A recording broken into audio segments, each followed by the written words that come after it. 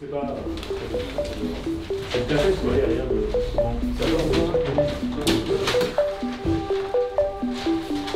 Oui, mais vous avez demandé pour aujourd'hui de transmettre tous les éléments, donc...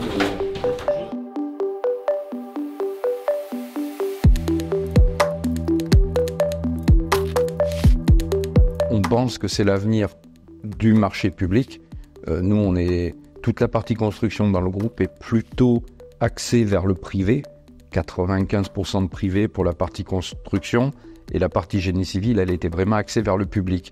Donc l'idée, c'est de prendre l'expérience de la partie génie civil qui travaille et qui est habituée à travailler avec tout l'administratif de l'appel d'offres et toute l'expérience du privé que l'on a en contractant en général de la partie construction, relier ces deux compétences et faire qu'on puisse aller de plus en plus vers ces dossiers de performance. La première étape, c'était de créer un groupement, donc avec plusieurs sociétés, qu'on a pris dans le groupement des sociétés locales, avec lesquelles on a fait, notamment les architectes, toute la partie conception avant de parler d'un prix. C'était surtout une partie conception liée au cahier des charges de la CAB, de la communauté d'agglomération.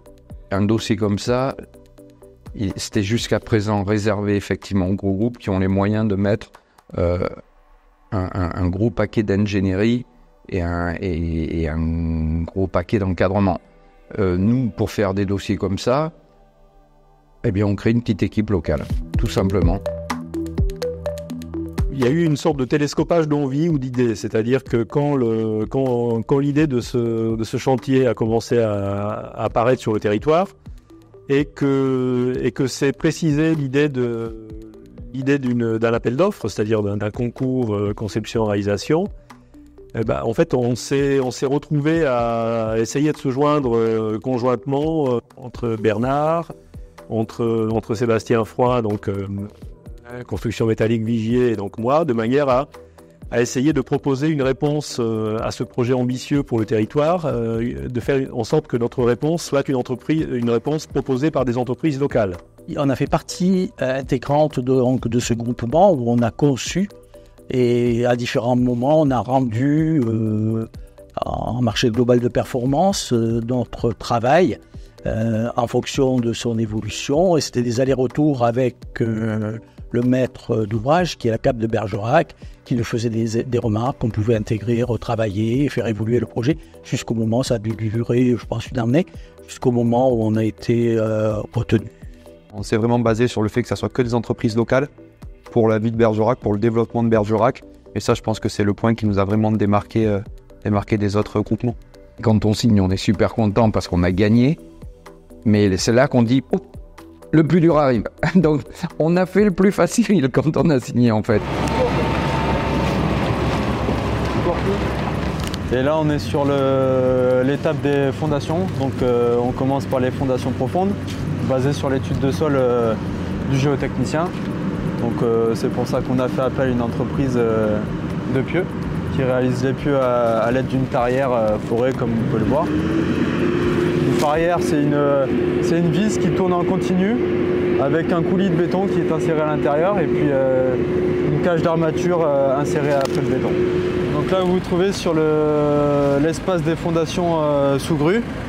Donc avant de monter la grue, on a pu réaliser des fondations qui sont fondées par 4 pieux forés, donc technique de fondation profonde, forés à 4-5 mètres avant d'être posés par la grue.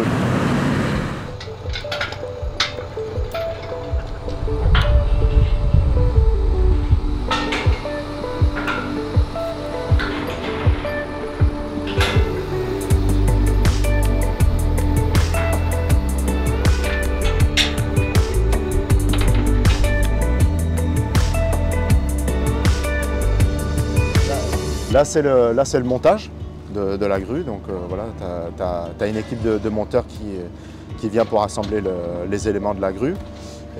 Et voilà, et après demain, normalement aujourd'hui la grue est finie et demain il y a les tests de charge pour la grue. Voilà. Là on a fait le choix de la mettre au milieu du bâtiment. Donc cette grue va y être tout le temps du bâtiment, y compris le temps du montage de la charpente. Donc vous voyez cette grue qui va tourner tout autour de la zone chantier. Ça permet d'optimiser le temps, c'est aussi beaucoup moins consommateur de carbone.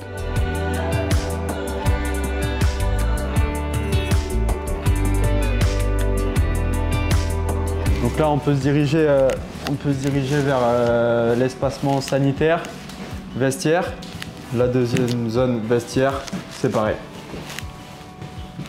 Dans le bâtiment, j'ai l'habitude de dire, moi je peux vendre tous les bâtiments que je veux ou que je peux. Si j'ai pas de bras pour les construire, je sers à rien. Donc la richesse d'une entreprise, c'est d'abord les hommes que l'on a. Dès le lendemain, on peut desserrer les tiges, qui nous sert à serrer les panneaux. On sort les tiges et on peut sortir les banches. Dès le lendemain, on peut sortir les banches. La réelle satisfaction, c'est là quand on commence à monter, à réaliser le premier ouvrage qui se voit, effectivement. Quand l'élévation commence à arriver.